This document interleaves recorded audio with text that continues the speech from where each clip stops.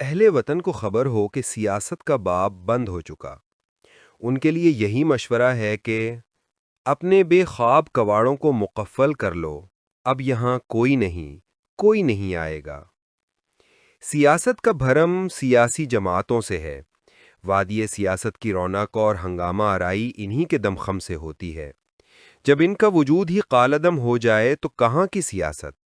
سیاسی جماعتیں قائم رہتی ہیں کسی آدرش، نصب العین، نظریے، بیانیے اور قیادت کی بنیاد پر۔ یہ بنیادیں منہدم ہو چکیں، ان کے بغیر عمارت کیسے کھڑی رہ سکتی تھی؟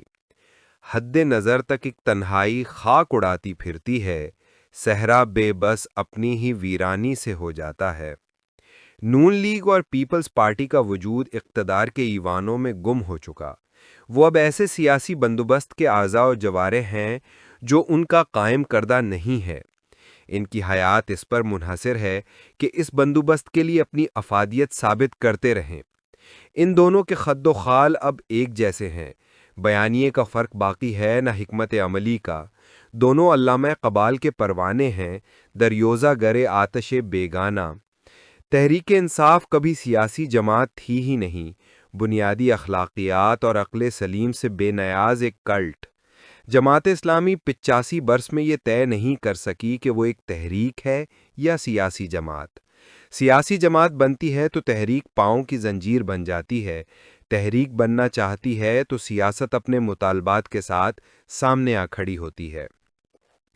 جمعیت علماء اسلام ایک سیاسی جماعت بن سکتی ہے جس کا قائد سرتپا سیاستدان ہے، مخمصہ مگر یہ ہے کہ اس کا آشیانہ ایک مسلکی عصبیت کی شاخ پر قائم ہے جو سیاست کا بوجھ نہیں اٹھا سکتی۔ مسلک ایک تنگنائے ہے، سیاست ایک سمندر۔ سیاسی جماعتیں عوام کے لیے اپنی افادیت ثابت نہیں کر سکیں۔ اس کے اسباب ایک سے زیادہ ہیں، وقت کا جبر بھی ایک سبب ہے۔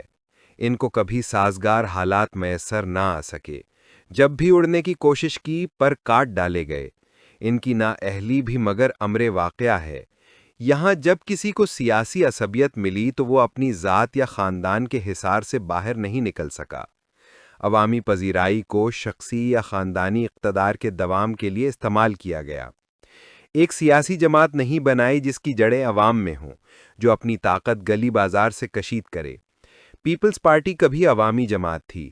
یہ جماعتیں اقتدار میں شراکت پر آمادہ نہیں ہوئیں، بلدیاتی نظام نہیں بنایا کہ اختیار تقسیم نہ کرنا پڑے۔ انہوں نے مداحوں اور مفاد پرستوں کا کلب بنایا جس کی پیشانی پر سیاسی جماعت کی تختی آویزہ کر دی۔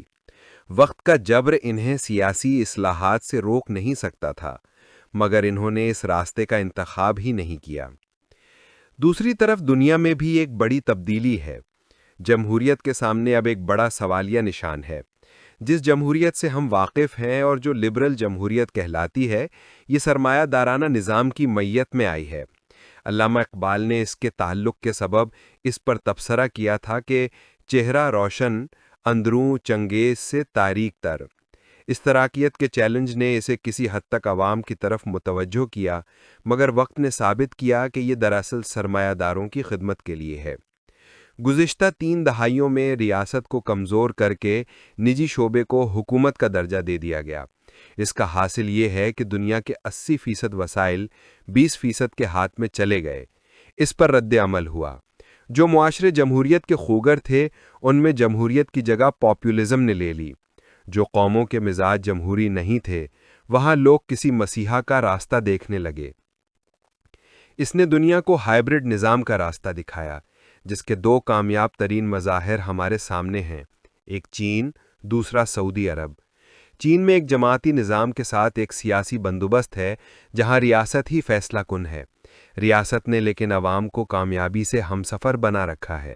وہ ترقی کے عمل میں شریک ہیں اور اس کے نتائج سے مستفید ہونے والوں میں بھی شامل ہیں۔ سعودی عرب میں ریاست بادشاہت کی صورت میں اپنا تسلط قائم کیے ہوئے ہے۔ اس کے ساتھ مگر عوام کے لیے میدان عمل کو وسیع کیا جا رہا ہے۔ ان کی پسند ناپسند کو ریاستی حکمت عملی کا حصہ بنا دیا گیا ہے۔ ان کے جذبات کی تسکین کا اہتمام کیا جا رہا ہے۔ یہی سبب ہے کہ جمہوریت نہ ہونے کے باوجود چین اور سعودی عرب میں عوامی سطح پر کوئی اضطراب نہیں۔ جمہوریت کے بارے میں یہ مایوسی اس لیے پیدا ہوئی کہ ترقی یافتہ معاشروں میں بھی سیاسی جماعتیں سرمایہ داروں کے چنگل سے نہیں نکل سکیں۔ جمہوریت بطور قدر مستحکم ہوئی مگر بحیثیت سیاسی نظام عوام کو اقتدار میں شریک نہ کر سکی۔ ترقی پذیر معاشروں میں تو سیاسی جماعتیں بن ہی نہیں سکیں۔ بھارت میں کانگریس نے اپنے طاقتور سیاسی ماضی کے سبب کسی حد تک اپنا وجود قائم رکھا، مگر بہار کے انتخابات سے معلوم ہوا کہ پاپولزم کی گرفت بدستور مضبوط ہے۔ پاکستان کا حال میں سنا چکا کہ یہاں سیاسی جماعتوں کا وجود باقی نہیں ہے۔ پاکستان بھی اب اسی راہ کا مسافر ہے۔ 27ویں آئینی ترمیم کے بعد یہ بات بڑی حد تک مستحکم ہو چکی کہ موجودہ سیاسی بندوبست کو آئینی چھتری بھی فراہم کی جا رہی ہے۔ گویا ریاست اس باب میں یکسو ہو چکی کہ مستقبل میں سیاسی جماعتوں کا کوئی انفرادی کردار نہیں ہوگا۔ ملک میں اب ایک ہی سیاسی جماعت ہوگی جو اس حکمت عملی کے ساتھ ہم آہنگ ہوگی جو ریاست اختیار کرے گی۔ اس وقت نون لیگ اور پیپلز پارٹی عملاً ایک جماعت بن چکی۔ آنے والے دنوں میں ممکن ہے الگ نام کا تکلف بھی باقی نہ رہے۔ پارلیمان، عدلیہ اور انتظامیہ کا اب ایک ہی کردار ہوگا: ریاستی حکمت عملی کو نتائج تک پہنچانا۔ یہ نتائج استحکام اور معاشی ترقی ہے۔ اس سے اختلاف کرنے والوں کے لیے اب کوئی جگہ نہیں۔ کیا یہ نظام کامیاب رہے گا؟ میں کچھ نہیں کہہ سکتا۔ کوئی ملک جب کسی بڑی تبدیلی سے گزرتا ہے تو اس کے نتائج کے بارے میں پیشین گوئی کرنا آسان نہیں ہوتا۔ کیا اس نئے نظام کی مزاحمت ہوگی؟ اگر ہوگی تو کس سطح پر ہوگی؟ اس مزاحمت پر ریاست کے رد عمل کیا ہوگا؟ اگر یہ ویسا ہوگا جیسا چین اور سعودی عرب میں ہوتا ہے تو اس کا احساس ہی رونگٹے کھڑے کر دینے والا ہے۔ اگر ویسا نہیں ہوتا تو کیا مزاحمتی قوتوں کو قابو میں لایا جا سکے گا؟ جب تک ان سوالات کے جواب نہیں مل جاتے، مستقبل کے بارے میں پیشین گوئی کرنا مشکل ہے۔ میرا خیال ہے کہ ریاست اور مزاحمتی قوتوں کو ایک ایسے حل کی طرف بڑھنا چاہیے جو تصادم پر منتجم نہ ہو۔ اس صورت میں بنیادی سوال یہ ہوگا کہ مزاحمتی قوتیں کیسے اس نظام کا حصہ بن سکتی ہیں، انہیں کیسے ریاست کی بالادستی کو قبول کرنے پر آمادہ کیا جا سکتا ہے۔ اس کے جواب کی فکر ریاست کو زیادہ ہونی چاہیے۔ جب اس نے اصلاح کی تمام تر ذمہ داری اٹھا لی ہے تو پھر اس پر اتفاق رائے پیدا کرنا بھی اسی کا کام ہے۔ اس کے لیے لازم ہے کہ ریاست کی سطح پر ایک ایسا مشاورتی نظام موجود ہو جو معیشت، سیاست اور سماج کے باہمی تعلق کو سمجھتا ہو اور معاشرتی حقائق کی روشنی میں ایک ایسی حکمت عملی وضع کر سکے جو سب کے لیے قابل قبول ہو۔ اس حکمت عملی کے لیے جبر نہیں، سیاسی بصیرت کی ضرورت ہوگی۔ اسی طرح مزاحمتی قوتوں کو یاد رکھنا چاہیے کہ 20ویں صدی کے انقلابی جدوجہد کے لیے اب کوئی جگہ نہیں ہے۔ اشتراکیت زدہ تصور انقلاب صرف لاشیں دے سکتا ہے۔ ریاست اور مزاحمتی قوتیں عرصے آزمائش میں ہیں۔ اللہ کرے دونوں کامیابی کے ساتھ اس سے گزر جائیں۔ اگر آپ چاہتے ہیں کہ اس طرح کی مزید کالم اور ویڈیوز آپ تک مسلسل پہنچتی رہیں تو ہمارے چینل کو سبسکرائب کریں، ویڈیو کو لائک کریں اور اپنی قیمتی رائے کامنٹ میں ضرور دیں۔ آپ کی حوصلہ افزائی ہی ہماری کامیابی ہے۔